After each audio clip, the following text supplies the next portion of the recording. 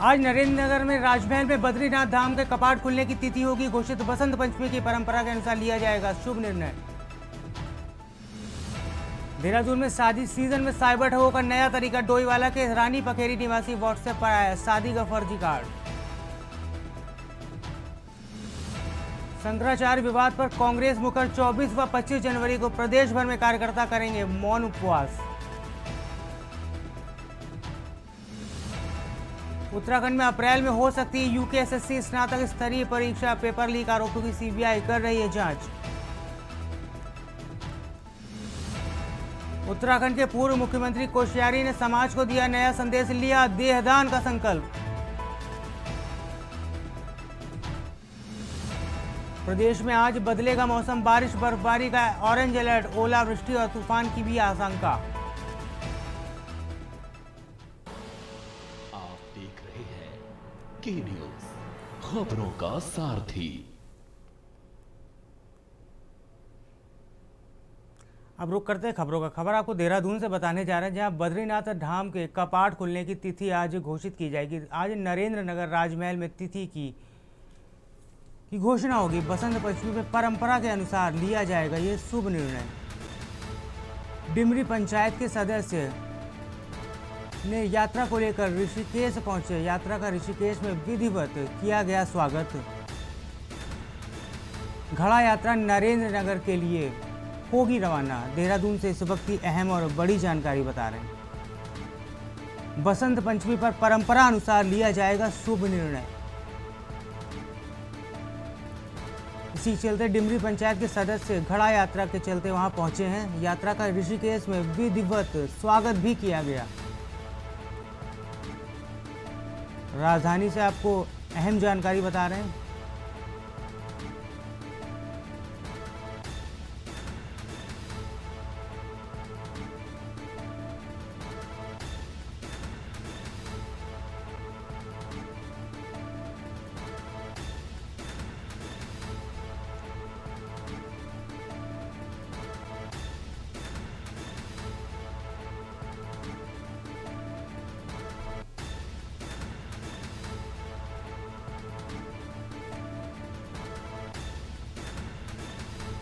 इस पर ज़्यादा जानकारी के लिए हमारे साथ संवाददाता शुभम चौहान जुड़ चुके हैं। शुभम, आपसे जानना चाहेंगे कपाट खुलने को लेकर क्या जानकारी है आपके पास? जी, लंबे समय से जो है चार धाम यात्रा को शुरू करने के लिए प्रशासन द्वारा तैयारियां की जा रही थी। वहीं जो है आज जिस प्रकार से विधि विधान द्वारा आज नरेंद्र नगर राजमहल में बद्रीनाथ कपाट खुलने की तिथि घोषित होगी। हर साल जो है बसंत पंचमी के दिन में ही जो है इस तिथि को घोषित किया जाता है। जी शुभम, आप हमारे साथ बने रहिएगा। अहम जानकारी आपको राजधानी देहरादून से बताने जा रहे हैं। डिमरी पंचायत के सदस्य यात्रा को लेकर ऋषिकेश पहुंचे हैं। कपाट खुलने को लेकर आज शुभ निर्णय लिया जाएगा। बसंत पंचमी की परंपरा विधिवत होगी शुरू।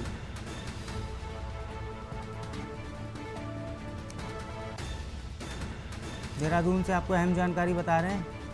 आपको बता दें, यात्रा का ऋषिकेश में विधिवत स्वागत किया गया। घड़ा यात्रा नरेंद्र नगर के लिए आज रवाना हो गई। इसके साथ ही बद्रीनाथ धाम के कपाट खुलने की तिथि को भी आज नियत किया जाएगा। नरेंद्र नगर राजमहल में इसकी तिथि घोषित की जाएगी।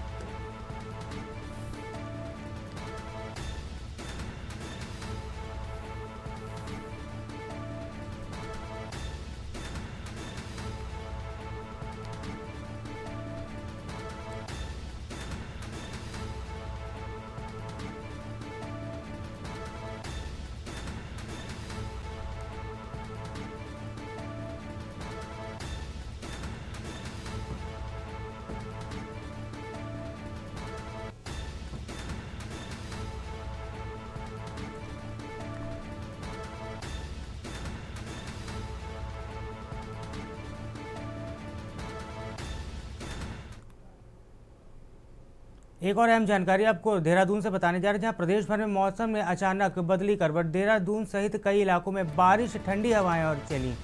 6 जिलों में भारी बारिश और बर्फबारी का मौसम विभाग की तरफ से अलर्ट जारी कर दिया गया। उत्तरकाशी, चमोली, रुद्रप्रयाग में बर्फबारी की संभावना जताई जा रही है। अन्य जिलों में ओलावृष्टि और तेज हवाओं का येलो अलर्ट जारी किया गया है। बारिश से किसानों को सूखे से राहत की मिलने की उम्मीद जागी है।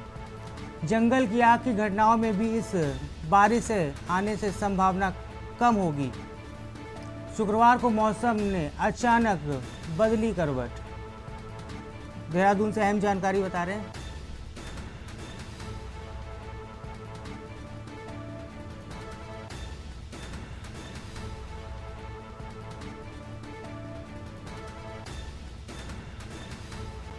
प्रदेश भर में मौसम ने अचानक बदली करवट। देहरादून सहित कई इलाकों में बारिश, ठंडी हवाएं चली। आपको बता दें, मौसम विभाग की तरफ से 6 जिलों में भारी बारिश और बर्फबारी का अलर्ट जारी कर दिया गया है। उत्तरकाशी, चमोली, रुद्रप्रयाग में बर्फबारी की संभावना जताई जा रही है।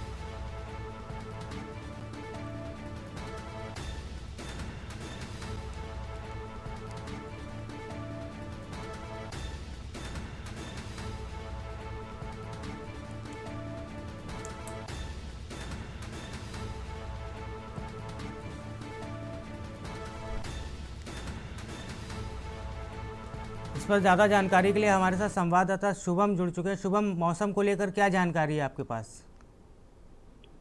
जी, मैं बताना चाहूंगा, लंबे समय से ही प्रदेश में बारिश को लेकर के इंतजार था, क्योंकि सूखी ठंड देखने के लिए मिल रही थी, जिससे जो है अस्पतालों में मरीजों की संख्या में भी वृद्धि होती हुई नजर आ रही थी, और जिससे काफी लोग जो है परेशान भी नजर आ रहे थे।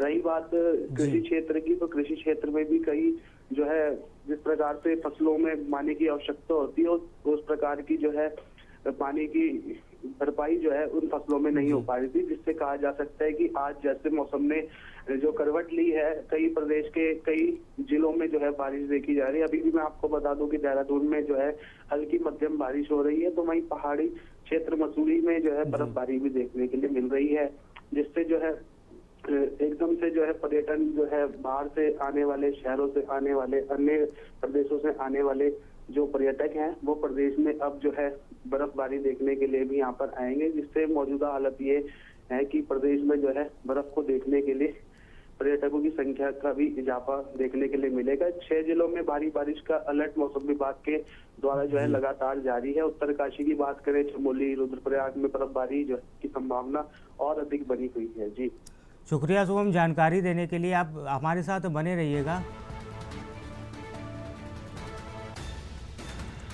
प्रदेश भर में मौसम ने अचानक बदली करवट।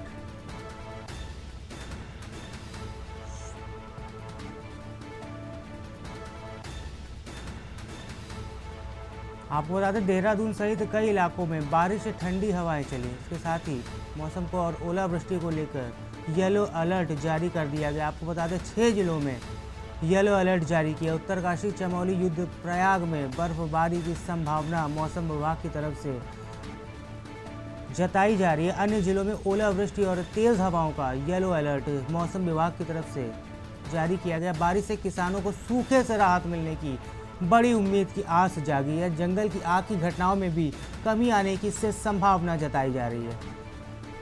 तो किसानों के लिए कहीं ना कहीं ये बारिश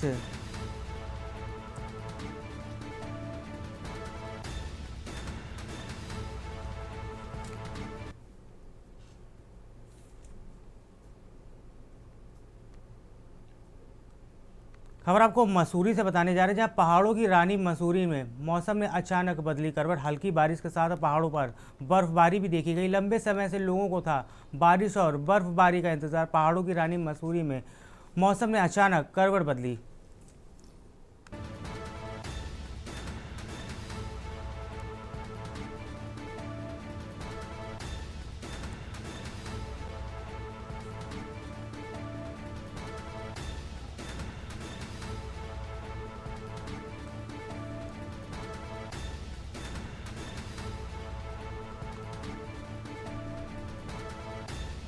बर्फबारी और बारिश से स्थानीय लोगों में काफ़ी खुशी देखने को मिली। लंबे समय से स्थानीय लोगों को बर्फबारी का इंतज़ार था, जो अब हो रही है।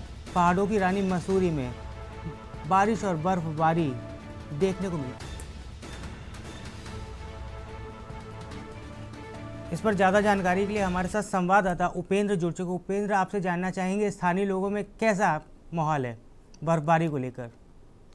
जी हिमांशु, मैं आपको बता दूं कि लंबे समय से जो है पहाड़ों पे न तो बारिश हो रही थी और न ही बर्फबारी हो रही थी, जिससे कि लोगों में एक चिंता का विषय था कि आने वाले समय पे एक तो जो हमारा पहाड़ का जो पेयजल होता है वो समस्या उत्पन्न हो जाती है, और दूसरा अगर पहाड़ों का अगर बर्फबारी नहीं होती है, और मसूरी में खास करके क्योंकि मसूरी पूरी तरह पर्यटन पर निर्भर है, लंबे समय से नए साल के बाद यहाँ पर्यटन की जो आमद थी वो बिल्कुल घटकर शून्य पे आ गई थी। माल रोड पे भी अधिकांश समय पे सन्नाटा पसरा रहता था, लेकिन आज जिस तरह से बसंत पंचमी के दिन हल्की बारिश हो रही है और बर्फबारी हो रही है, हालांकि ठंड तो जबरदस्त बढ़ गई है, लेकिन यहाँ के जो व्यापारियों के पेड़ हैं वो पूरी तरह खिल गए हैं कि उनको लगता है कि आने वाले समय में यहाँ जरूर पर्यटन बढ़ेगा, यहाँ सैलानी यहाँ की ओर रुख करेंगे मसूरी को। शुक्रिया उपेंद्र जानकारी देने के लिए। पहाड़ी की रानी मसूरी में मौसम ने बदली करवट, अहम जानकारी आपको बता रहे हैं।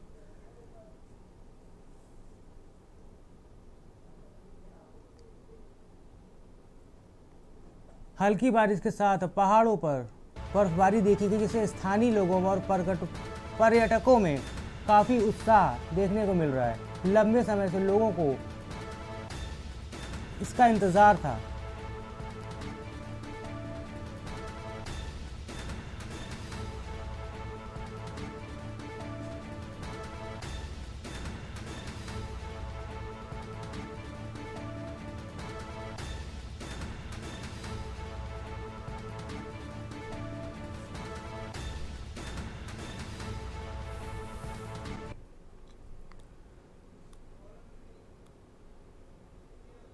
अहम जानकारी आपको राजधानी देहरादून से बताने जा रहे हैं। शादी के सीजन में साइबर ठगों ने एक नया तरीका इजाद किया है। डोईवाला के रानी पोखरी निवासी के पास आया फर्जी शादी का कार्ड। आपको बता दें, व्हाट्सएप पे ये शादी का फर्जी कार्ड आया था, जिसपे लिंक खोलते ही मोबाइल पूरी तरह से हैक कर लिया गया। साइबर ठगों ने बैंक के खातों से 1.95 लाख रुपए को चपत लगा दिया। पीड़ित को ठगी के बाद इसकी पता चला, पुलिस ने अज्ञात साइबर ठगों के खिलाफ मुकदमा दर्ज कर लिया और पुलिस फिलहाल मामले की जांच कर रही है।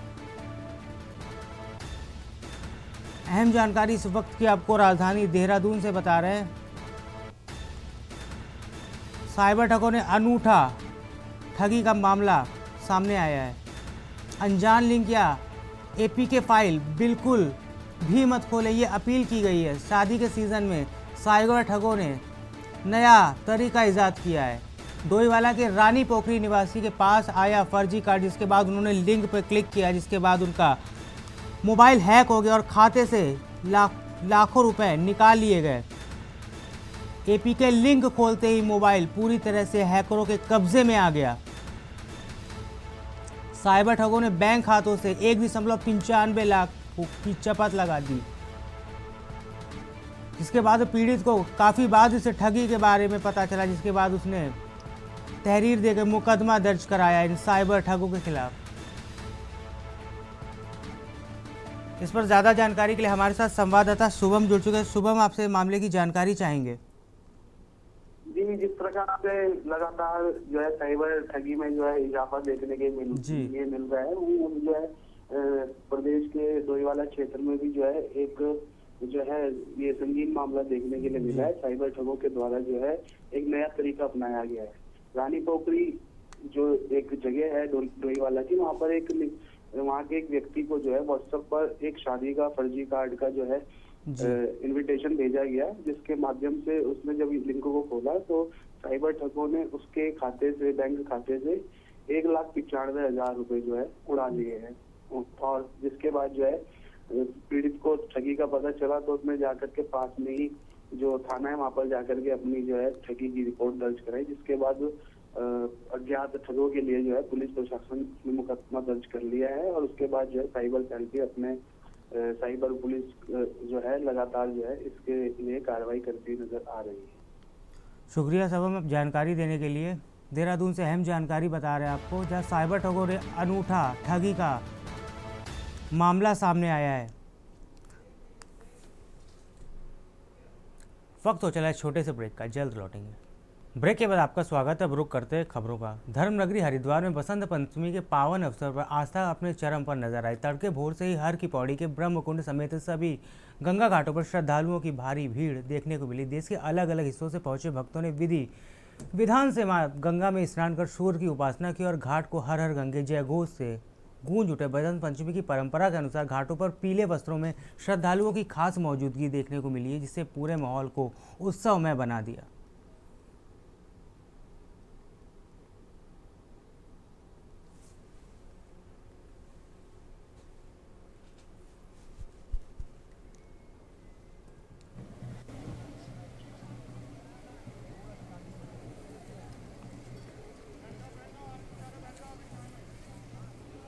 मेरी गद्दी कुशाघाट में है और आज बसंत पंचमी के पावन पर्व पर हरिद्वार में क्या होता है मैं बताता हूँ आपको। तो सरस्वती की पूजा होती है, सबके घरों में होती है, लेकिन आज यहाँ पे स्नान माना गया है बसंत पंचमी का।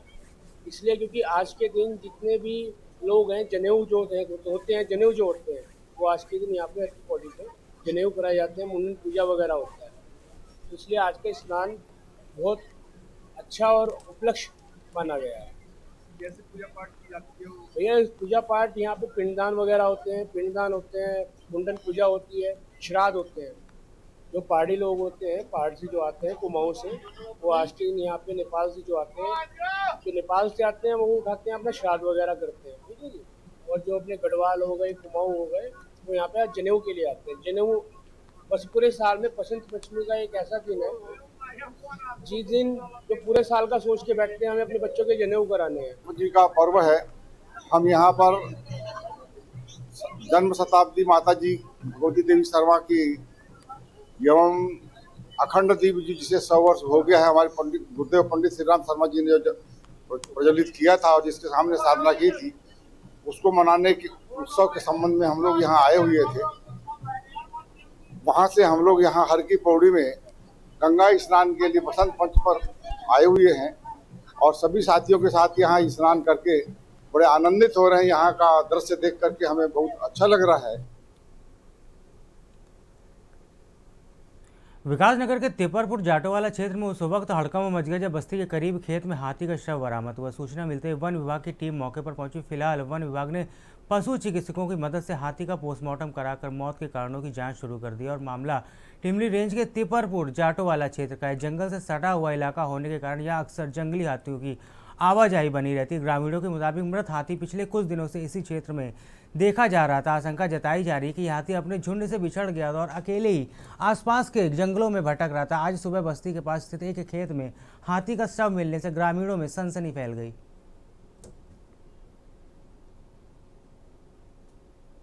आज सुबह लगभग 10 बजे के आसपास हमें सूचना प्राप्त हुई थी कि ग्राम तिपरपुर के पास एक खेत में एक हाथी का शव पड़ा हुआ है। तो हमारी टीम वहाँ पे गई, तो जैसे ही प्रमाणित हुआ कि वास्तव में हाथी का शव वहाँ पर है, तो हम सभी लोग यहाँ पर उपस्थित थे। और ये जो यहाँ नज़दीक का जो एरिया देख रहे हैं, तो ये हमारा माजरी कप संख्या 1 है, जिसके लगभग 50 मीटर की दूरी पे ही हाथी का शव भी मिला है। अभी जो शव को देखने पर लग रहा है तो कोई इसका क्लियर तो स्पष्ट नहीं हो पा रहा है कि रीजन क्या है।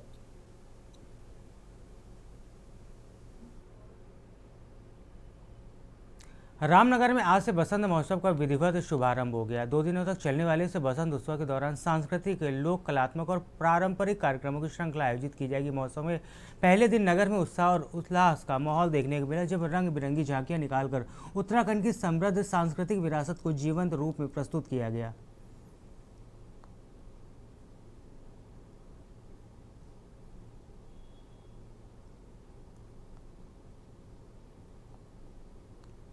उत्तराखंड की जो हमारी झांकियां हैं, उत्तराखंड की संस्कृति, हमारी विरासत, हमारी बोली भाषा, इस झांकियों के माध्यम से हम अपना उत्तराखंड की संस्कृति को हमारे आने वाली जो हमारी वो है, उनको हम दिखाना चाहते हैं कि हमारी संस्कृति क्या है, हमारी विरासत क्या है। बसंत पंचमी महोत्सव के नाते झांकियों के दृष्टिकोण से हम अपना संस्कृति को दिखाना चाह रहे हैं। ये झांकी हमारे पूरे शहर में घूम रही है। हमारी विरासत, हमारी संस्कृति, भाषा, बोली सब ये हमारी झांकियों के माध्यम से हम अपना एक शोभा यात्रा के रूप में निकाल रहे हैं। पूरे शहर के हर गली गली मोहल्ले में अपनी संस्कृति, अपनी झांकियों को दिखा रहे हैं।